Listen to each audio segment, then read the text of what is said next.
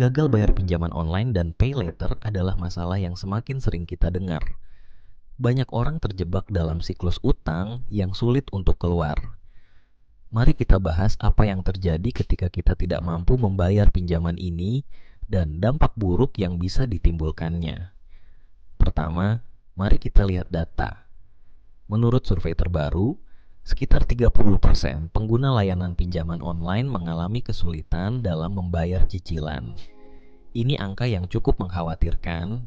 Ketika kita gagal bayar, ada beberapa konsekuensi yang harus kita hadapi.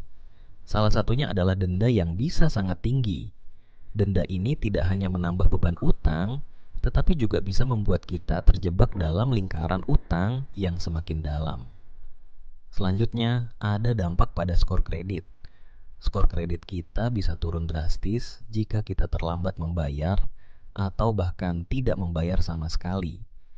Skor kredit yang rendah akan menyulitkan kita untuk mendapatkan pinjaman di masa depan, bahkan untuk kebutuhan mendesak seperti biaya kesehatan atau pendidikan.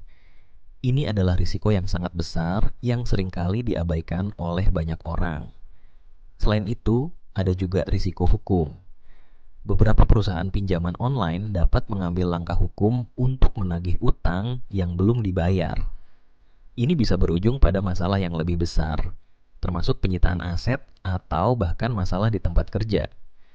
Tidak ada yang ingin mengalami hal ini, tetapi jika kita tidak berhati-hati, itu bisa menjadi kenyataan. Dampak psikologis juga tidak bisa diabaikan. Stres akibat utang bisa mempengaruhi kesehatan mental kita. Rasa cemas dan depresi seringkali muncul ketika kita merasa terjebak dalam utang. Ini bisa berdampak pada hubungan kita dengan keluarga dan teman, karena kita mungkin merasa malu atau tidak nyaman untuk membicarakan masalah keuangan kita.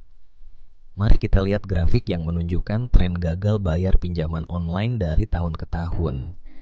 Kita bisa melihat bahwa angka ini terus meningkat, dan ini adalah tanda bahwa kita perlu lebih berhati-hati dalam menggunakan layanan pinjaman. Penting untuk selalu membaca syarat dan ketentuan sebelum memutuskan untuk meminjam. Jadi, apa yang bisa kita lakukan untuk menghindari gagal bayar? Pertama, selalu buat anggaran yang realistis. Pastikan kita hanya meminjam sesuai dengan kemampuan kita untuk membayar. Kedua, jangan ragu untuk mencari bantuan jika kita merasa kesulitan. Banyak lembaga keuangan dan konsultan yang bisa membantu kita merencanakan keuangan dengan lebih baik. Ingat, pinjaman online dan pay later bisa menjadi alat yang berguna jika digunakan dengan bijak. Namun, jika tidak hati-hati, mereka bisa menjadi bumerang yang merugikan. Mari kita semua lebih cerdas dalam mengelola keuangan kita agar terhindar dari masalah ini. Jika kalian merasa video ini bermanfaat, jangan lupa untuk like, subscribe, dan tinggalkan komentar di bawah. Terima kasih telah menyimak.